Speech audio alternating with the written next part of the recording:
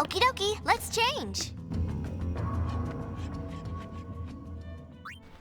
Let me start by saying this probably won't be your typical story or typical experience that most trans people, especially trans femmes, will have went through. I think that overall video games are a frequent theme that trans feminine people can relate to, especially through the likes of RPGs where you can play anyone and play as any gender, but my story is a little bit different. I did go through my own journey of making all my characters women in every MMO I played, always choosing the girl option in every Pokemon game, and not really understanding why I liked Final Fantasy X-2 more than I liked Final Fantasy X.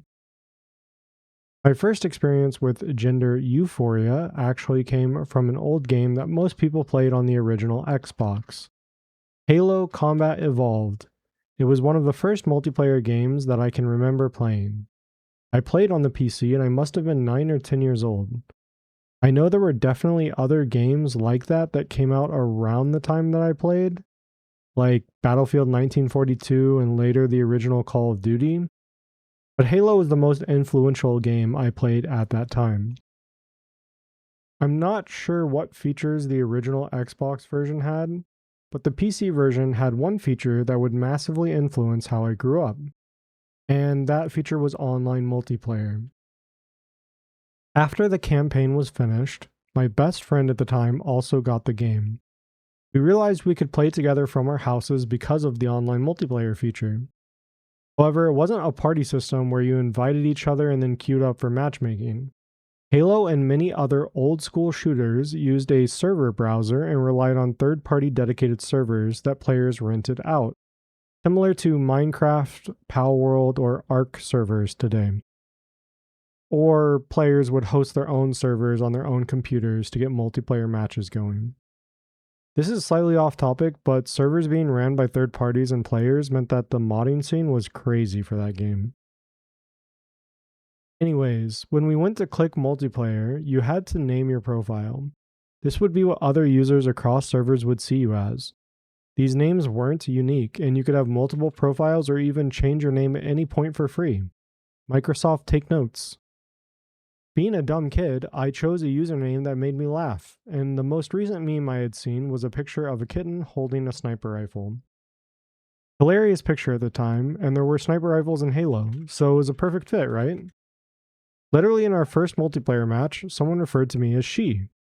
It was text chat only. There wasn't voice chat built into games back then, so the majority of people just used text chat, unless they had Ventrilo or TeamSpeak servers set up. It kept happening the rest of the match, and not just one person, but everyone kept saying she when they were talking about Kitty Sniper. After a round or two, my friend logged off for the day, and I just kept playing. I joined different servers with the same name, and it just kept happening. Everyone just assumed I was a woman, or maybe a girl, depending on what age they assumed I was. I never corrected anyone, it just felt right. For the first time ever in my life, I felt genuine euphoria about something. Not just happiness, not just joy, something far beyond either of those. Felt completely normal, and I actually felt like me. It was the best I'd ever felt in my life. I had always struggled growing up. I wasn't really interested in anything, and while I had a few close friends, I never really spoke or opened up about anything significant. But here on the internet, I could actually be someone that felt like me. Oh. As I continued to play video games, I would start introducing myself as a girl online. At some point, my cousin let me play a game called EverQuest Online Adventures, and while I didn't have my own subscription or a copy of the game to continue myself, it got me completely hooked on MMORPGs. Star Wars Galaxies was the first MMO I spent any significant time in, and it was perfect for me. A sci-fi world with in-depth character customization and social mechanics built into the game. I continued to socialize online as a girl, and simultaneously I became more and more disenchanted with school, with real-life friends, and with life in general. I grew deeply, deeply depressed. Let me provide some backstory. I was raised in Texas in a conservative, dysfunctional family. Gay people weren't widely accepted in society in the late 90s and early 2000s, especially in the South. The idea of being transgender never even remotely crossed my mind. I hadn't even heard the word transgender until my early 20s, sometime in the mid 2010s, and I certainly didn't understand any of it until much later. Even still, there were days when I sobbed about being born a boy. I felt like it was unfair that I should have been born the wrong gender, but there was no one I could talk to about it. Talking to my family was a non starter. I couldn't talk to my real life friends about it, and I couldn't even tell my online friends about it because how would they feel to find out I wasn't actually a girl? Life had never felt so bleak or hopeless. I continued to hide these feelings growing up, all through my teens and early adulthood. It took a long, long time to explore these feelings and come to the realization that yes, I am transgender.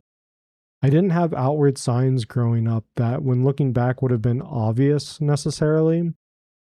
I wasn't more interested in the stereotypical girl things over boy things. I didn't dress up in girls' clothing. I didn't do all the typical things someone who is confused about their gender might do.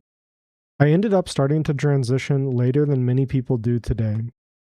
I started with my first dose of HRT in 2021, and now 4.5 years later, my only regret is that I had no chance of starting sooner. One of the most frustrating experiences that I've had to come to terms with is that I didn't have the awareness or knowledge of what being transgender was. I didn't know that you could change your gender. I didn't know that life didn't have to be this crushing, never-ending malaise. It's one of the reasons it upsets me so much when someone says that media representation isn't important, or that kids shouldn't be taught about gender, or shouldn't be taught that sometimes a boy loves a boy, or sometimes a girl loves a girl. Being trans is not inherently a bad thing. It is a natural occurrence that is observed in nature among many different species of animals, including humans.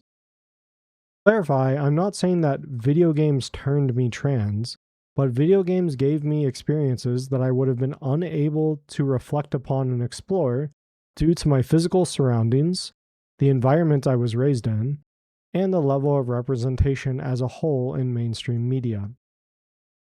I'll finish by saying video games have always played an important role in my life. Being able to live vicariously through girls and women in media got me through some of the hardest and darkest points of my life. Knowledge and representation is vital, and sometimes seeing someone on a screen that expresses the same types of feelings that you can't tell anyone about is all it takes to let you know that you aren't alone. You're not weird, you're not evil, you might just be trans.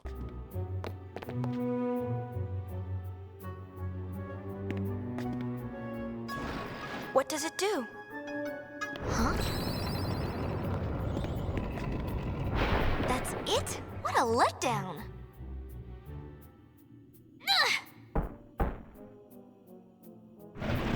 Whoa! Riku!